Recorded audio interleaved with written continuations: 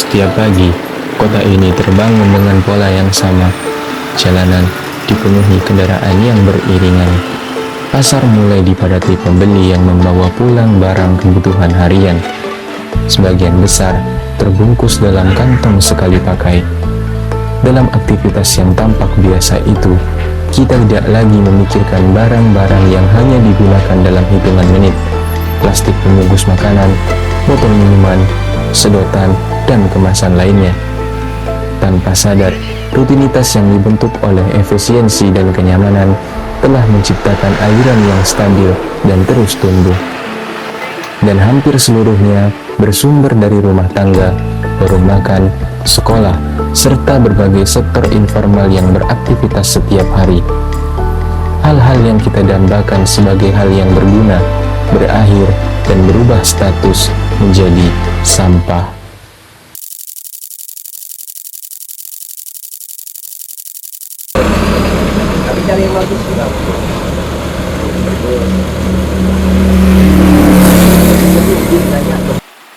Inilah titik akhir dari alur panjang konsumsi kota.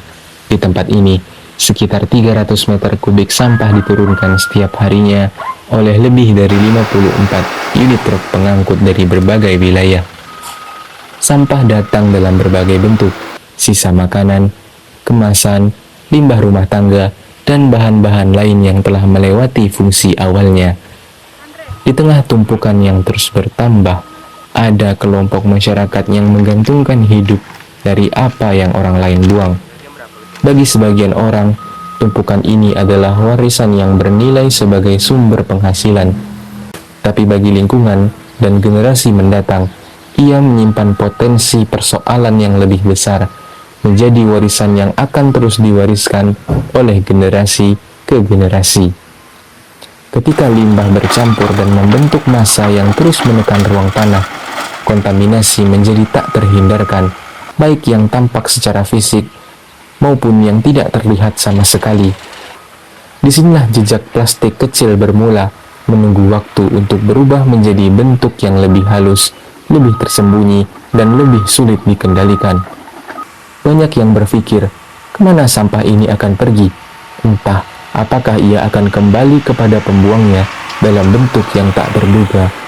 Contohnya, mikroplastik.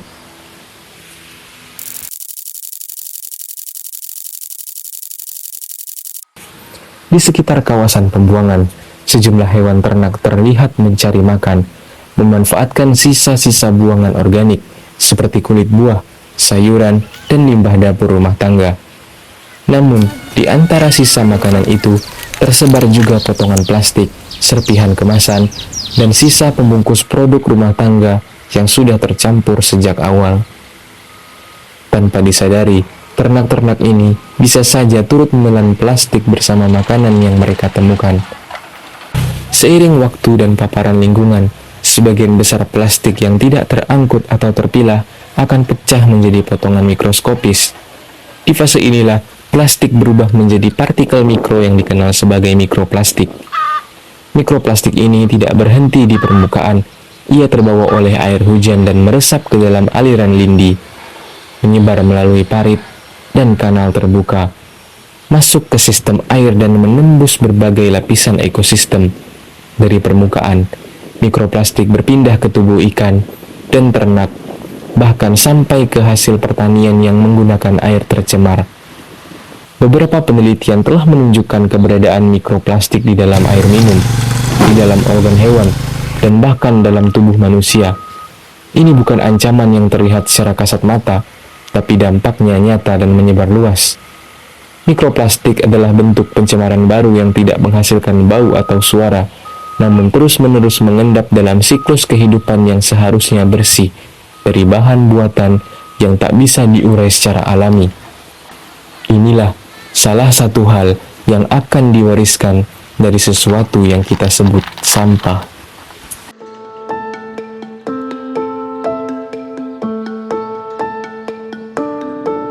Apa yang terjadi di satu tempat pembuangan pada dasarnya adalah cerminan dari sistem yang lebih besar. Sistem di mana produksi dan pembuangan berlangsung tanpa kendali seimbang. Di Kalimantan Barat, volume sampah terus meningkat seiring pertumbuhan penduduk dan aktivitas ekonomi. Kota Pontianak sendiri menghasilkan lebih dari 400 ton sampah setiap harinya, angka yang besar dan terus bertambah dari tahun ke tahun. Jika tidak dikelola dengan tepat, jumlah ini bukan hanya akan membebani lahan pembuangan, tapi juga memperluas dampak lingkungan, pencemaran air, udara, dan tanah, serta meningkatnya resiko kesehatan masyarakat. Banyak daerah menghadapi tantangan serupa, keterbatasan lahan untuk membuang, belum meratanya sistem pemilahan, hingga rendahnya kesadaran masyarakat soal pengelolaan sampah dari rumah. Di balik persoalan itu, mulai muncul berbagai inisiatif perubahan. Misalnya, Kota Pontianak mulai mengambil langkah berbeda, mengelola sampah bukan hanya sebagai limbah, tapi sebagai sumber daya yang masih bisa dimanfaatkan. Beberapa pendekatan dikembangkan, terutama untuk mengurangi beban sampah yang masuk ke tempat pembuangan akhir.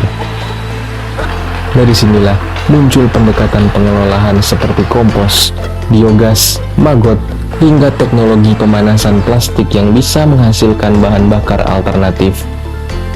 Inisiatif-inisiatif ini menunjukkan bahwa dengan pendekatan yang tepat dan keterlibatan lintas sektor, masalah sampah tidak harus menjadi kutukan yang diwariskan selamanya.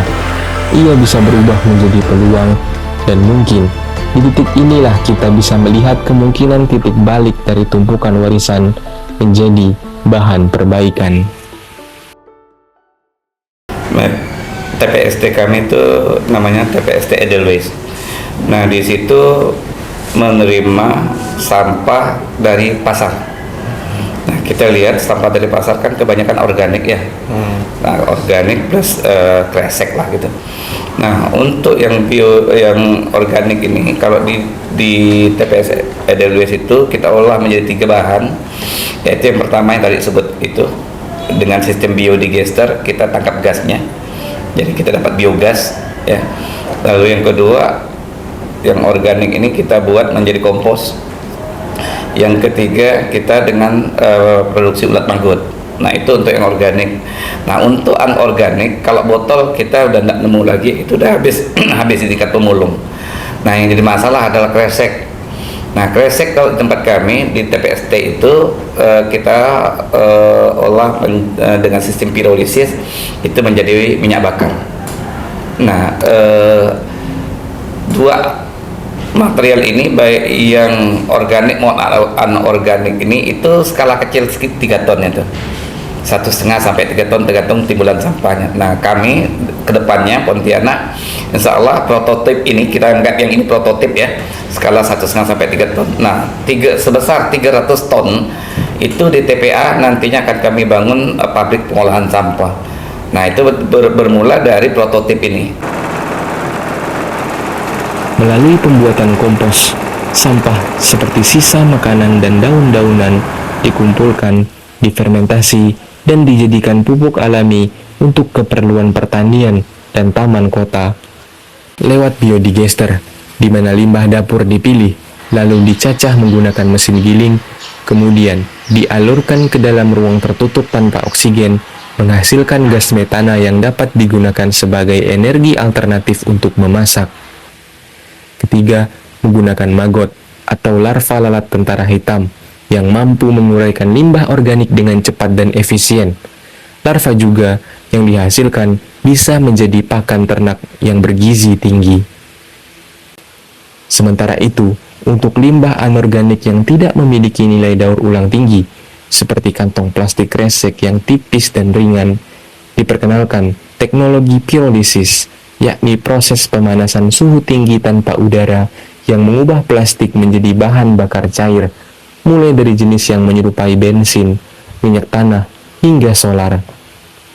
Nah, skala besarnya sedang kami akan laksanakan ya di Pontianak nanti mulai tahun depan selama 3 tahun anggaran kita akan bangun namanya pabrik pengolahan sampah berdasarkan prototip ini.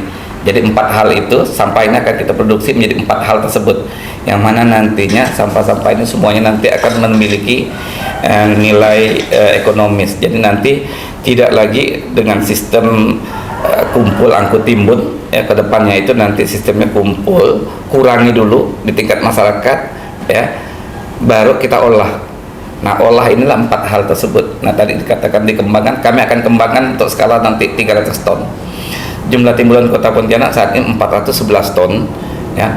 Nah, pengurangan yang dilakukan masyarakat baik yang memilah sampah, 3R dan sebagainya sekitar 100 ton.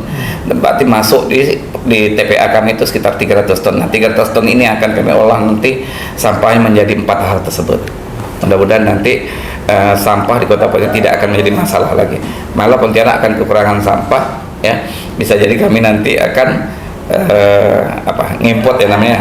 Ngimport sampah dari mungkin dari kabupaten tetangga, misal Kuburaya atau Mempawah, karena nanti skalanya itu sekitar 300 ton. Pada akhirnya, sampah bukan hanya perkara limbah yang tertinggal, tapi tentang bagaimana kita memilih untuk dikenang.